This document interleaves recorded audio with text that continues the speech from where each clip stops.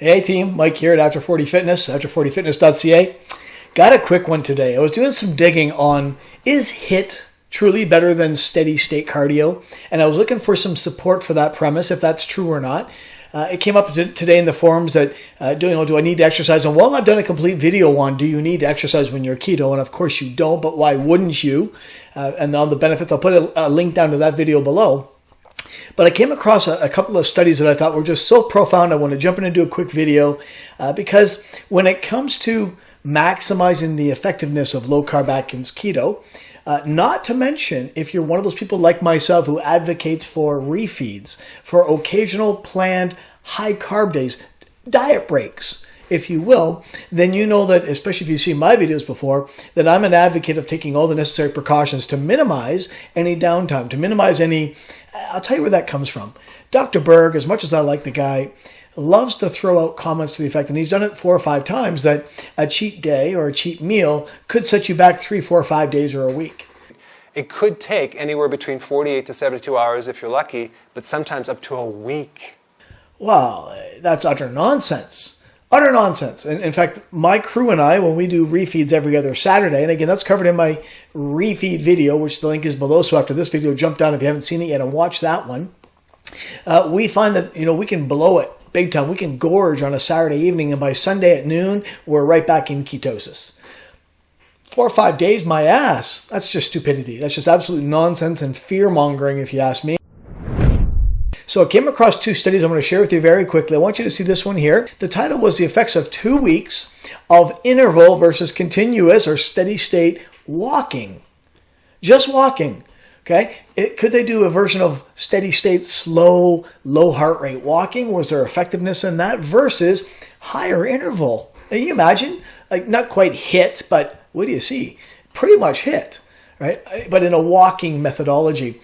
And they wanted to look at a couple of things, including glycemic control. So, of course, I'm most interested in glycemic control because when I read that, well, that's all I'm about. If you watch my videos, especially on overcoming cheating or refeeding, cyclical keto, if you will, I'm all about reducing any of the impacts from a serum glucose impact. And so when I saw glycemic control, I had to check it out. Well, let's have a look at the study and see if there's any takeaways for you and I.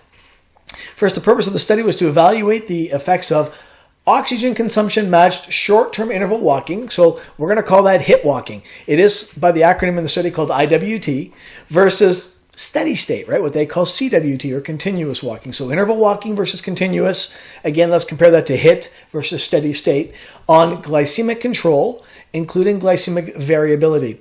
What they're going to look at is at 3 different measurements of a glycemic nature and see if there was a difference between, well, you know where I'm going with this. Obviously there was, or I wouldn't be telling you about this study. So what they did is they took these participants and put them 2 weeks on either steady state or HIIT walking, and then looked at all their glucose, insulin, all these variability when it came to glucose recovery.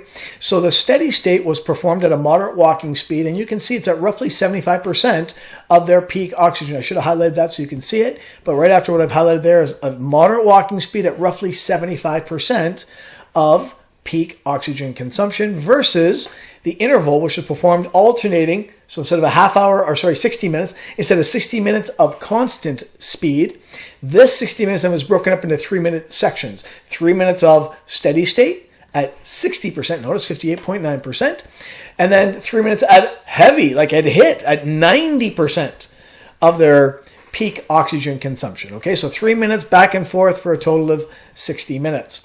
So when it came to the interval training, you'll see that it significantly reduced maximum glucose levels and mean amplitude of glycemic excursions, whereas no significant within-group changes were seen in the constant. There was no changes to glucose after 60 minutes for 2 weeks of steady-state walking.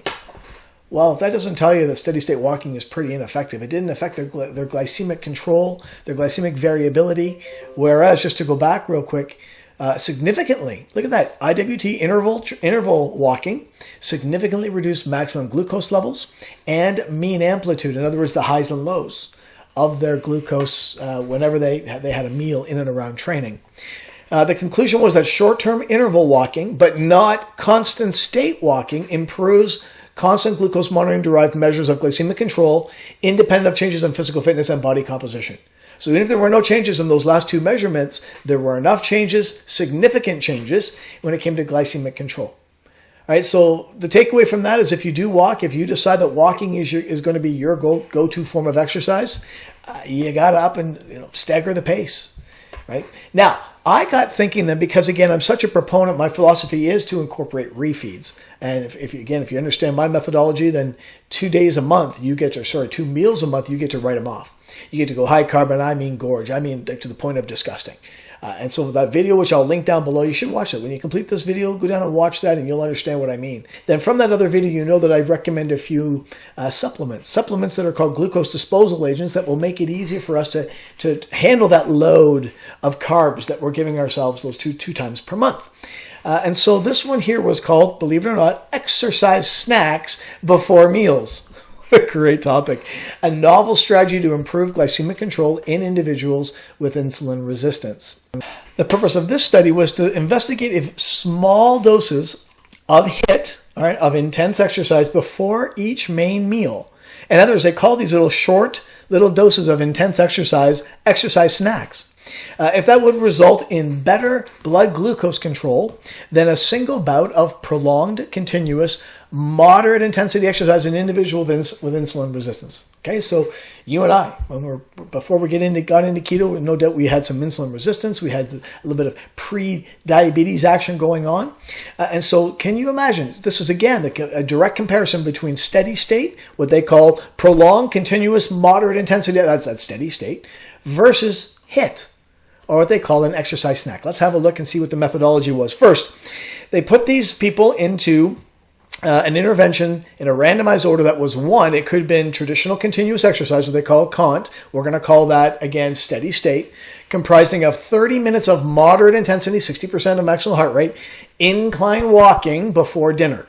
Okay, so before a meal. Preprandial is the term for that, right? Postprandial being after a meal, preprandial being right before. So right before a meal, 30 minutes of steady state cardio of some kind. Well, it's incline walking, but only at 60% of maximal heart rate for 30 minutes. Number 2, exercise snacking, which consisted of 1 minute of intense, like 90% of max heart rate. So intense, 1 minute, 6 times. Incline walking intervals, 30 minutes before each meal. Or 3, by the way, they also did a combination of the two, a composite, where they did 6 1-minute intervals, alternating between walking, and then in between, resistance-based exercise. Again, 30 minutes before a meal. Of these 3 exercises, they wanted to see which one would have the best implication for controlling and reducing serum glucose. Let's have a look at the result. The results were that ES, which was exercise snacking, attenuated or lessened mean 3-hour postprandial glucose concentration following a meal. Okay, so it lessened the average or mean postprandial glucose concentration for the next 3 hours after the meal. It was obviously more effective than the steady state. Exercise snacking also reduced 24-hour mean glucose concentration, and this reduction persisted for the next 24 hours. So imagine that. Imagine just 1 minute of HIIT, 1 minute of 90%, 6 times. I did 6 times. 6. There's a joke in there somewhere. So you're Moto. The name's so nice, you say it twice. And notice as well, the combination CES was the combination of the 2 exercise methodologies. Right? It had the 6 1-minute HIIT intervals as well as some resistance training, was just as effective as that exercise snacking. All right, so the takeaway from this again is if you're just doing steady state, you're missing the boat. Especially if you also want to use this, as I do, as a way to lessen the impact of high carb days. So the takeaway from these 2 studies, if you ask me, again, just giving you my opinion based on what I see of these 2 studies, is if you're doing some form of steady state like walking, you got to vary it. You've got to find a way to get your heart rate up to 90%. Right? Now, that should happen anyway, but especially when it comes to, do you have a goal like me of occasionally having higher carb days, then this should become, this exercise snacking in particular should become something you do right prior, in this case a half hour prior to going on to a high carb day. So I can tell you right now that part of my methodology, then when I redo that video on how to prep for a refeed, right? Again, in my case, it's twice a month. For you, it may be once a week. right? Or even once a month. It could be more or less. That's your call. That's your methodology. But mine certainly is that every other Saturday, I take from dinner through bedtime, and that's open season for me. I will now, based on these two pieces of research, I will now not only take the Chromium and the Berberine and the apple cider vinegar just prior to ingesting a high-carb meal, but I'm also going to make sure I fit in about 30 minutes to an hour prior. I'm going to fit in this thing called exercise snacking. Okay, 6 quick 1 minute, 90% heart rate HIIT sessions, knowing how much more effective that is at also reducing my glucose. Okay, on that note, just a little tidbit for you, a little bit of science. I hope you can apply that yourselves. And if you do decide to click on the link below on refeeding and how to orchestrate refeeding and fit that into your regimen, then make sure that you also, on top of the supplements I mentioned there, make sure you also think about putting in this term of exercise snacking. I think you'll appreciate it. You'll also get better results from your refeeds and less of a physiological impact from those high-carb meals. On that note, thanks for being with me. Don't forget to hit the like button if you enjoyed this content. See you in the next one.